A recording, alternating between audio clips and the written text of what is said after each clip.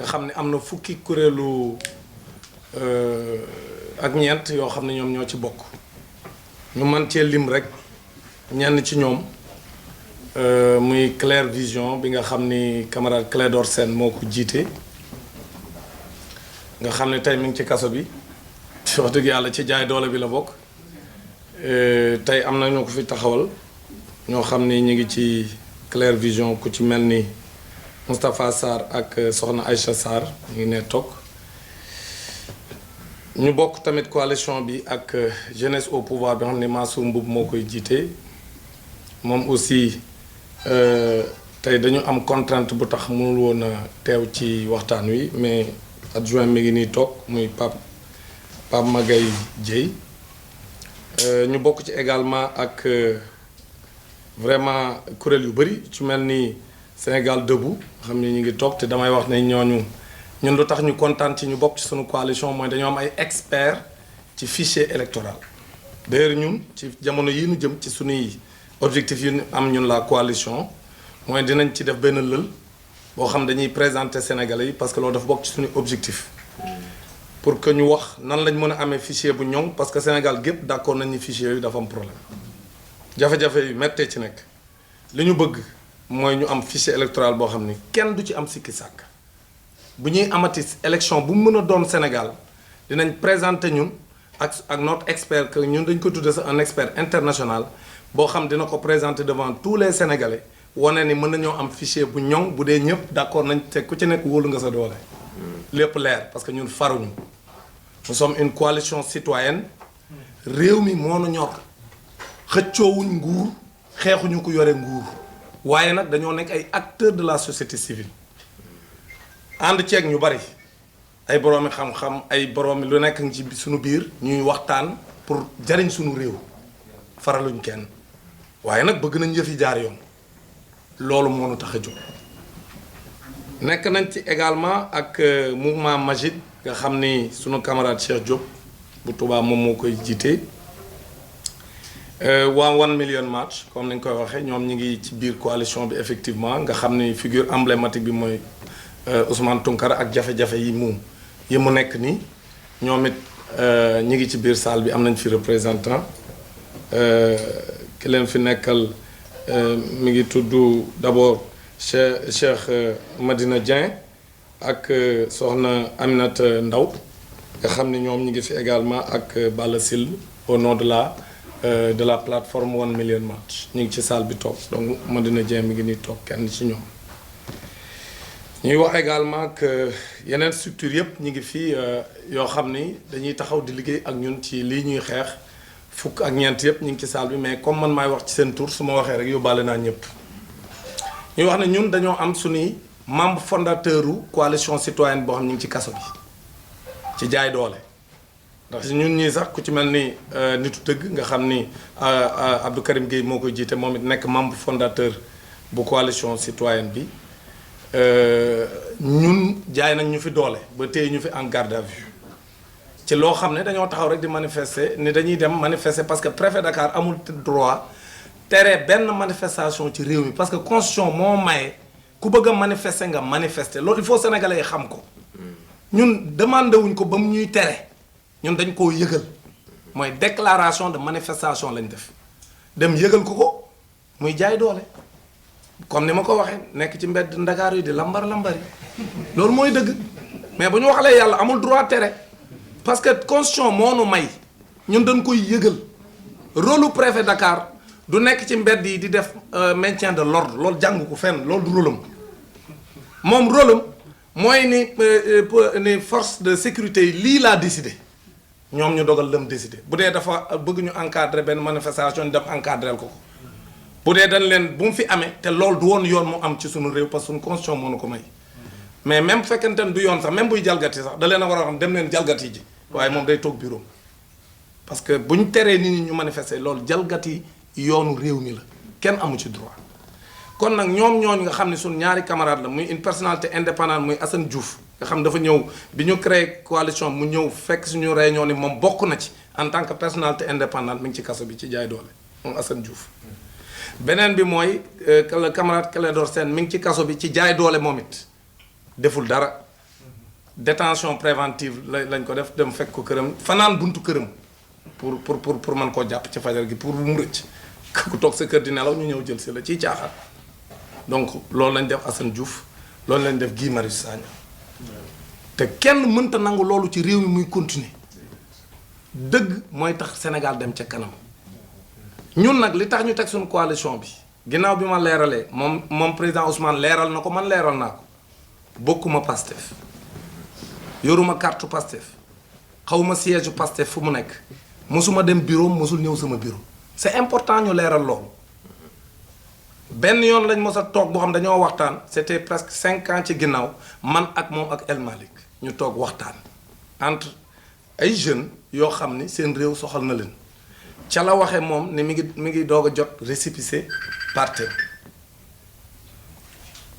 ñu waxtaan fa sax ba ma gis ni ñun ñaar ñoo bokk génnandoo université Gaston Berger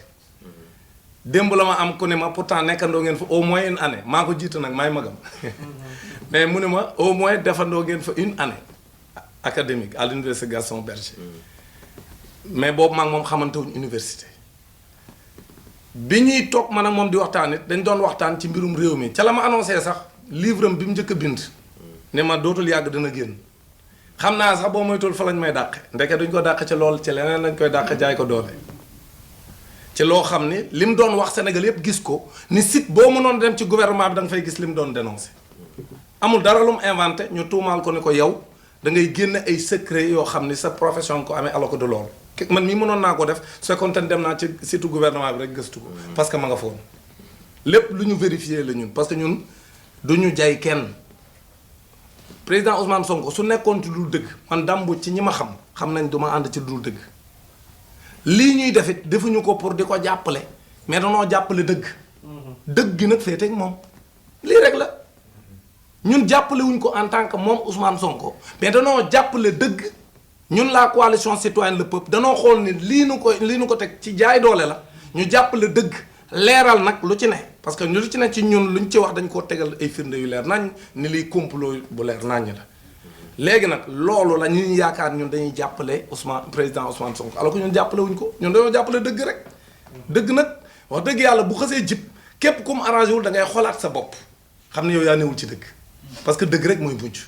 te ku gis mbir mi ni muy demee lépp luñ ci yëkkati rek da ngay gis ni gaañi daanu nañ même ki ci ndey mbill gi nga xam moom moo indi coow li yëpp moom bi boobu nee na la mu doon tuumaale tege na ko nee moo ko wax ñëpp yi dégg ci discours ni pare na ci waaye na nekk ci complot bi moom it ñu koy wax looloo xam pour yàq deru nit ñi il faut qu'on soit sérieux loolu moo tax ñuy leer ni encore une fois man comme ni mu ko waxee jour boobu ñu toogoon y a 5 ans ou 6 ans ñuy waxtaan ci mbirum réew mi muy yore ay projet am ni teg na parti am na récépissé mi et cetera loolu la boobu lañ mos a daje beneen bi mooy biñ ko jaayee doole à la fonction publique dem dàq ko dàq boo xam dara jaaru ci yoon dara jaaru ci yoon dul jaay doole man nag en tant que syndicaliste du ma gis ñuy dàq liggéeykat boom dañ koo jaay doole ma ñëw du ma taxaw ci wetam keroog jour boobu laa mos a demaat ci activité bu Pastef def dem ci hôtel Feto lañ ko doon defee ma ñëw taxaw def sama déclaration wax ne jaay doole la nañ ko dàqee dara jaaru ci yoon beneen ba mooy bi ñu xalif général des Mourides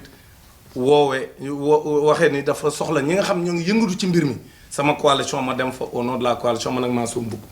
ñu dem tase faawaat ak moom parce que moom it bokk na ci ñi nga xam moom lañ convié woon ci réunion boobu mooy le vendredi y a 10 jours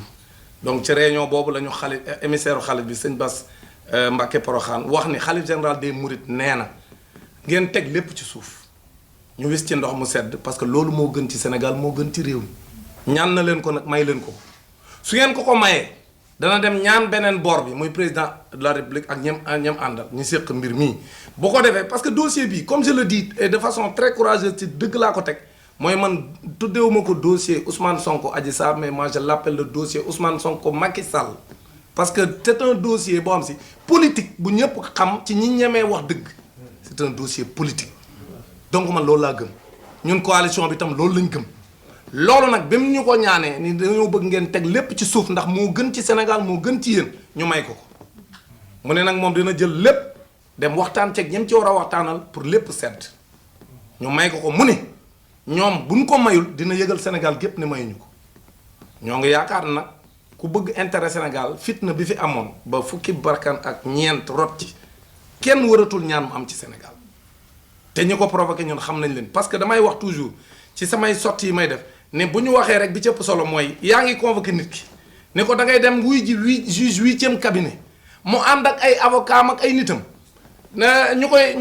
koy gunge ay jagañaaleem di ko gunge nga ne ko du ngeen jaar fii wii yoon wee yoon ngay jaar provoqué ko tas marche bi tas cortège bi nga xam ñoom defuñu woon dara sànniwuñ xeer saagawuñ defuñ dara dañoo ànd ak seen leader bu nu woo looloo fi mos a am man bi may nekk étudiant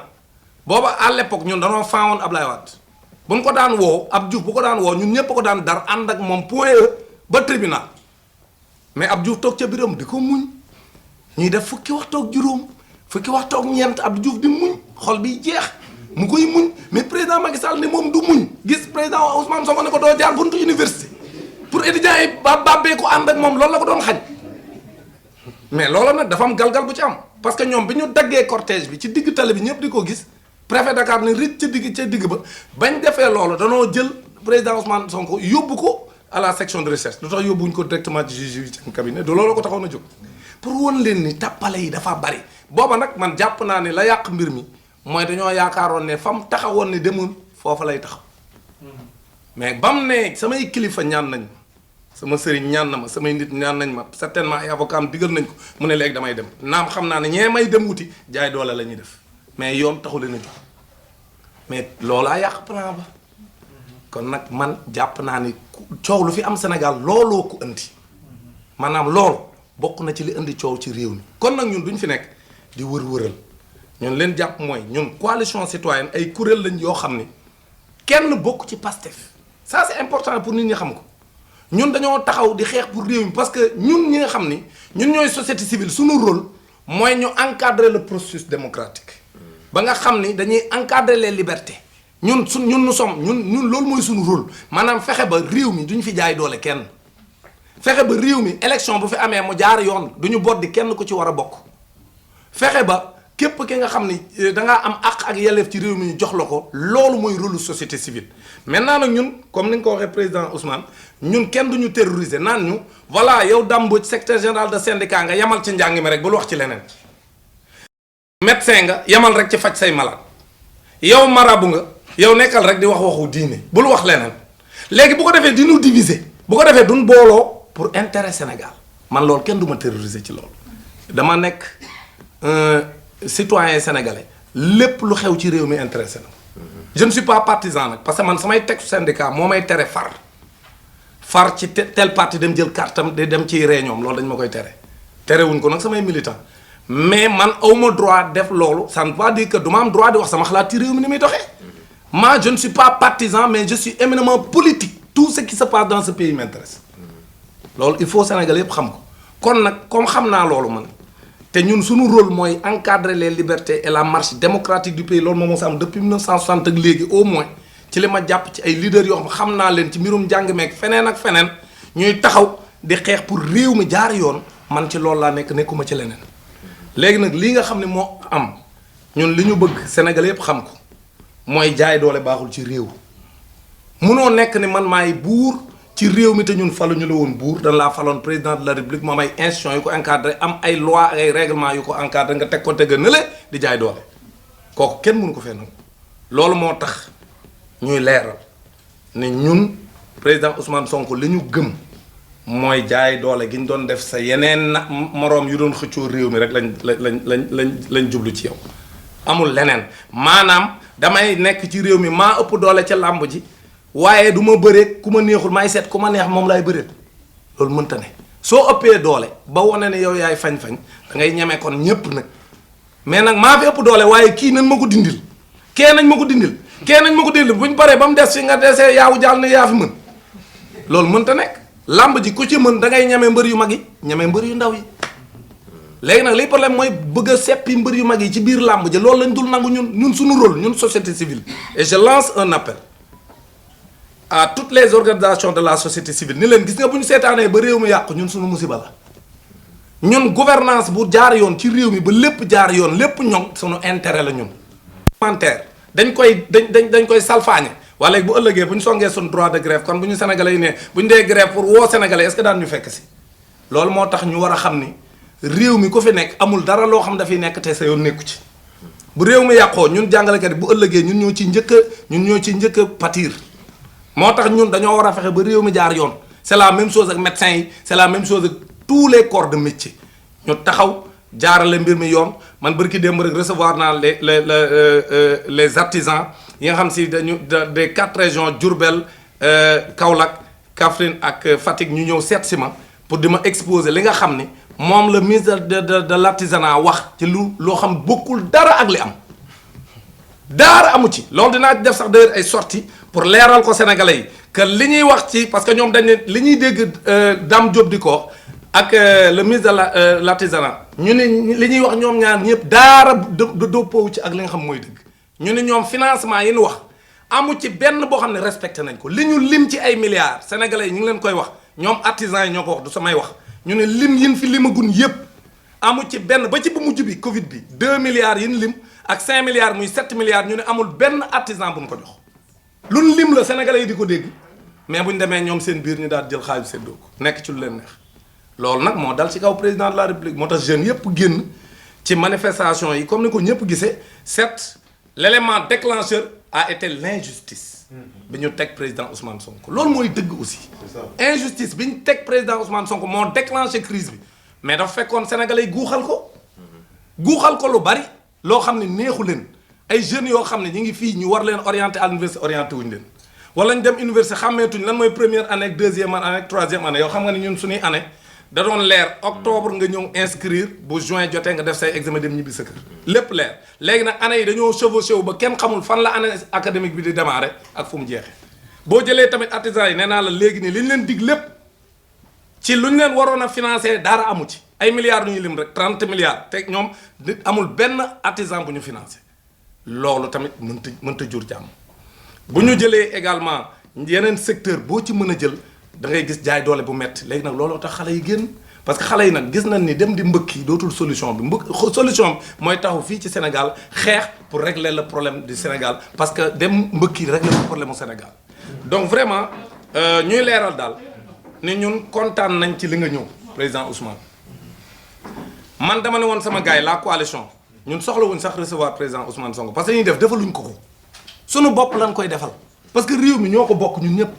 ku ci nekk nag ak boor bi nga ci féete mais ñun ñëpp ñoo bokk réew mi kon nag ñun comme leer nañu ñun ni li ñuy def nii Sénégal dong moo tax ñu koy def dëgg rek a tax ñu koy def leneen taxul leneen lalu ko parce que ñiy ruube mais président Macky Sall mais ñun société civile bu ñu daan xeex naan non au tripatouillage de la constitution donc ma nga fa woon à l'époque en 2010 2011 lu tax booba néewu ñu génn leen ci yéen société civile ñun ñoo créé woon le casque CUSEMS à l'époque avant ñuy am ay problème suñu biir on avait créé le cadre de concertation de la société civile boole ko ànd ci ak ay politiciens ñuy taxaw di nas di nocc ba 2011 ba ni ñuy demee à la place publique ñun ñëpp di àndandoo ñun société civile ak ñoom te président Macky Sall ma nga foon yenn saa yi sax mergaat doom la doon ëndaale waa léegi lu fi soppeeku ba léegi ñun ñu bëgg ñu cee génne te booba lu ñu doon wax mooy président Abdoulaye Wade amul droit def ticket amul droit laal constitution bi mais ñun ca lañ nekkoon rek lañ nekk am ku naa ma yow rek dàmbooj li ngay def nii da ngaa bëgg bu Ousmane Sonko jëlee réew mi nga dem ànd ak moom xoolal waxi ruube yooyu ñun Macky Sall bi mu jëlee réew mi est-ce que dem naa ca moom il faut que les gens soient sérieux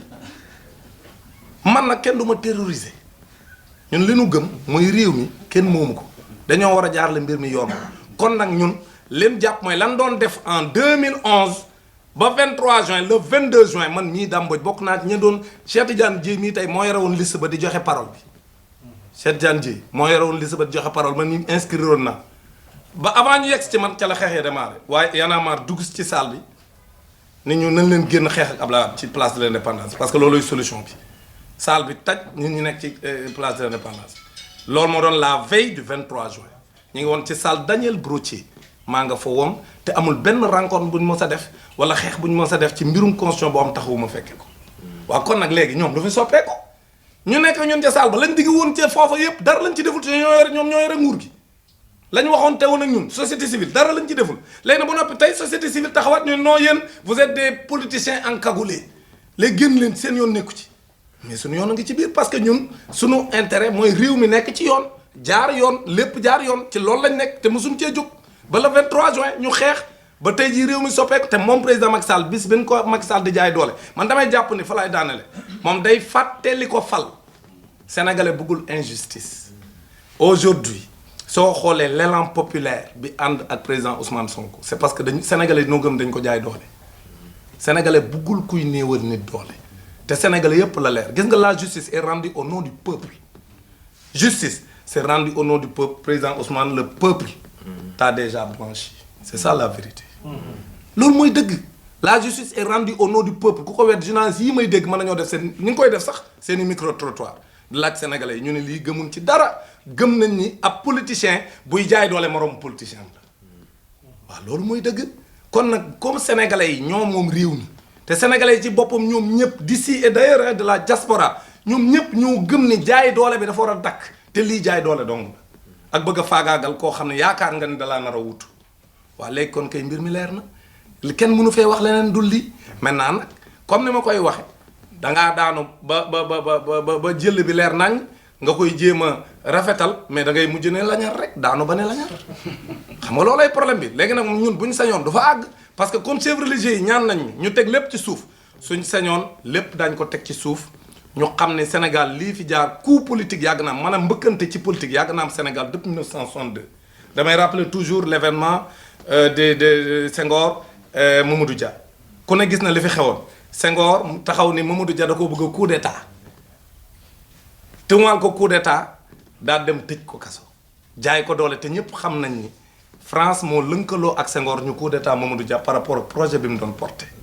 et le président Ousmane Sonko ku gis keroog xale yi li ñuy wax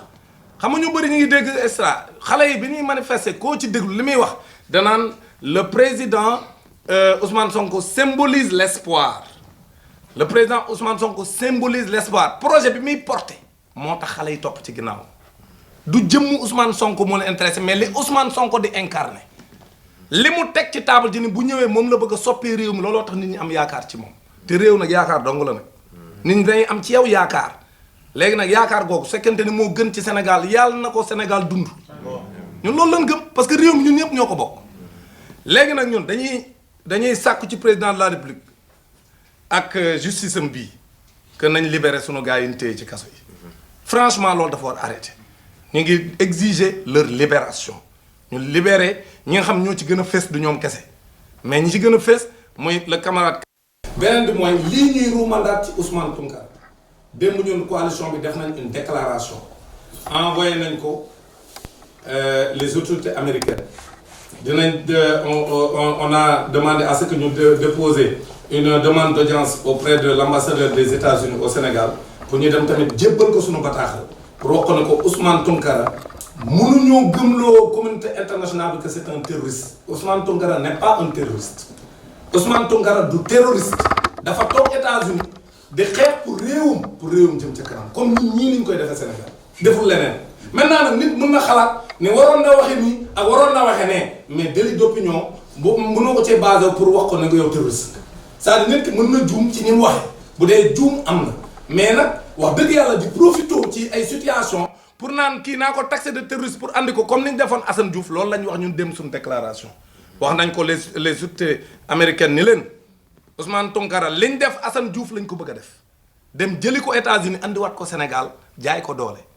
jiñ ko terroriste alors que ñoom ñooñu ko koy jiñ xam nañ ne Ousmane Tounkara du terroriste kon nag ñun la coalition nous restons solidaires ak Ousmane Tounkara pour wax ni nañ bàyyi doomu jàmbur mu kon na liggéeyam ñu bàyyi ko mu kon na liggéeyam moo gën ci ñoom gën ci Sénégal parce que doomu Sénégal fu mu mën a nekk rôle président de la République mooy mu aar doomu Sénégal yi ak fu ñu mën a nekk ci àdduna bi kon nag vraiment loolu aussi ñu ngi koy leeral ni dinañ ci taxawaay bi ñu ci war a taxaw ñun la coalition citoyenne en tant que nit koo xam ci ñun la bokk même bu fekkee bitim réew la nekk pour que ñu bàyyi ko bunduxataal boobu ñu koy def te Sénégal moo nekk ci ginnaaw di ko jéem a jiiñ et dégg nañ ministre de l'intérieur bi même sénégalais yi doon manifester fii mu tudde leen ay terroristes gis nañ fi tamit ministre des affaires étrangères dem ci télévision étrangère taxaw fa ne Sénégal la fa xew c'est des forces occultes du benn force occulte bu ñëw Sénégal sénégalais yi ils en avaient marre de cette dictature. Ils en avaient marre de cette mauvaise gestion de nos ressources. Ils en avaient marre de ce pilotage à vue à tous les niveaux. Sénégalais yi gis ni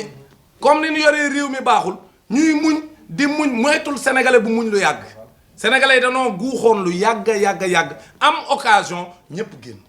léegi nag moo tax man pour man nañ fexe ba lii nga xam ne mooy sànkar si diggu sunum réew ñu yemale ko fi jàmm ni ñooy ñu teg réew mi ci yoon ñun nag ñu continuer nag di xeex pour les libertés di xeex pour processus électoral bi jaar yoon c'est important parce que réew tamit bu fekkee dañ dem compétition électorale nga mën caa dem te wóolu ni day jaar yoon loolu baaxul kon jàpp nañ ne tamit liy jur jàmm mooy le processus électoral bi nga xam ne depuis l'inscription sur les listes ba jusqu'à la proclamation des résultats lépp jaar yoon ñun loolu aussi ñun les organisations de la société civile loolu mooy suñu rôle pour ñu encadrer ko bu ñu paree nag ba lépp jaar yoon ñiy xëccoo réew mi dem xëccoo ñun loolu lañ gëm bu ko defee ñu ngi lay sant bu baax di la wax ne la Ousmane daal kontaan nañ ci li nga ñëw comme ni nga ko waxee ñun ñëpp ku ci nekk da nga ci am responsabilité pour réew mi jëm kanam ñu ngi lay ñaax ci yoon wi nga taxaw pour réew mi parce que nag réew mi ku ci nekk am nga droit samp sa ndënd bu ñu fi jéem a faagaagal kenn d'ailleurs loolu moo tax ñun ñu demander à ce que ñun excluroon ci processus bi ñu delloo si leen ñi nga xam dañ leen a dindi woon ci jaay doole nga xam ne ñoom defuñu dara dañ leen a boddi woon ci élection yii ñu passé nan wut seen i pexe ba dugalaat leen ñu retrouver seen i droit pour mën a bokk ci compétition électorale bi parce que loolu mooy yoon réew mi mënoo fee nekk ba noppi ñu lay jaay doole kon nag nañ bàyyi ñëpp ñin jaayoon doole nañ ñëwaat ñi ni jéem a jaay doole tamit dañ teg lépp ci suuf bàyyi ñëpp ñu dem élection sénégalais yi ku ñu wóolu ñu jox la réew mi mais ñu am un processus encadré par la société civile ñun ñi nga xam ne faruñu bu ñu yem rek ci jour élection ñu ne kaay leen organiser ñu élection yi dama koy wax toujours sama gars yi man leen ñoom li ñuy naxe dafa yomb ñun société civile surtout ñun anciens yi bàyyi ba jour élection rek ñun la dem leen ci bureau de vote yi mais l' élection c' est pas le jour du scrutin duñ ñu impliqué ci jour scrutin bi kese xoolal la ñuy def dañ ñuy bàyyi ba jour scrutin bi ñu doog ñuy woo impliqué ñu léegi nag ñun d' accord uñ ci loolu liñ d' accord mooy on doit être impliqué dans tout le processus depuis l'inscription sur les listes jusqu'à la proclamation des résultats tout le processus le fichier électoral lépp jaar yoon bu ñu paree nag ñun ñu dem toogee nee bu lépp jaaree yoon ñëpp nag ñu bàyyi ñëpp ñu bëgg a nekk candidat ñu nekk candidat ñun suñu jaan wàcc na bu ko defee nag ñu ñëw toog seetaan bu ko defee ku sénégalais yi wóolu ñu jox la réew nga jiite ko ci jàmm ci intérêt yi Sénégal ñun loolu mooy suñu rôle ñun société civile te ci loolu la ñuy dee incha allah bu fekkente ne nag keneen ku comprendre neneen yow yaa comprendre noonu mais ñun ci loolu lañ nekk réew mi rek moo nu ñor leneen ñoruñu maintenant vraiment président Ousmane ñu ngi lay sant di la gërëm di la encourager parce que nag li nga dund nii metti na mais ñëpp xam nañ li ko lal mais li war a giifal sa xol mooy nga nekk ak sa waa réew ñëpp ni yow lañ àndal ci lii nga xam moom ngay dund parce que gëm nañ dañ lay jaay doole loolu moom vraiment maa ngi la koy wax ne la lu mu metti war nga sant yàlla loolu parce que foo romb ci mbedd yi mu fees dell te am na ñoo xam bu ñu doon romb fii kenn du génn loolu nag wax dëgg yàlla àtte bu leer donc na nga sant yàlla loolu ak lu la metti woon na nga ko fajoo ni sénégalais yi àndeek yow ci épreuve bi ngay dund wane ne jaay doole la amul lenn luñ ci gëm amul lenn loo xam ne ñoom gis nañ ni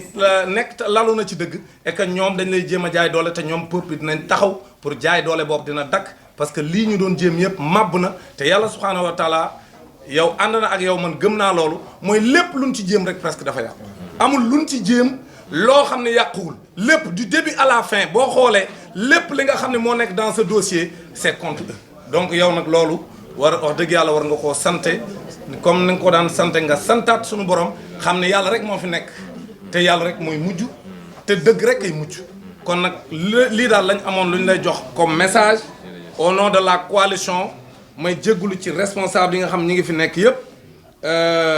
vraiment yi nga xam ne si ñun ak ñoom ñooy ànd liggéey bi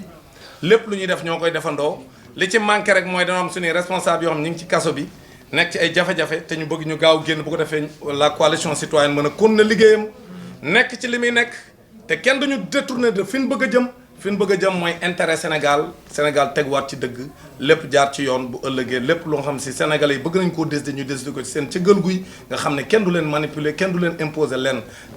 loolu daal lañ bëggoon a wax di la sant di la gërëm et puis di la ñaanal rek gudd fan et puis ak wér-gu-yaram.